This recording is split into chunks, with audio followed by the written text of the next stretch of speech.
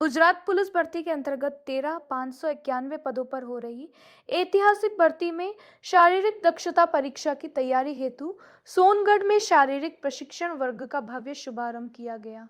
सरकारी विनयन एवं वाणिज्य महाविद्यालय सोनगढ़ में आयोजित इस कार्यक्रम का उद्घाटन तापी जिले के अतिरिक्त जिला कलेक्टर आर बोर्ड ने किया। बड़ी संख्या में पुलिस भर्ती के अभ्यर्थी प्रशिक्षण में शामिल हुए। अतिरिक्त कलेक्टर ने युवाओं को नियमित परिश्रम, स्क्रीन टाइम कम करने और शारीरिक फिटनेस पर ध्यान देने की प्रेरणा दी।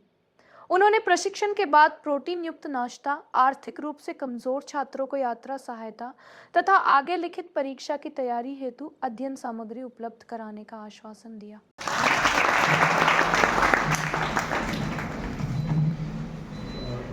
नमस्कार। આજના આપણે જે તાપી જિલ્લામાં એક નવા ભરતી પ્રક્રિયાનો કાર્યક્રમ જે આપણે આયોજિત કર્યો છે એમાં જે સંસ્થાઓ એ આ કામગીરી ઉપાડી છે જેણે બીડું ઝડપ્યું છે એવા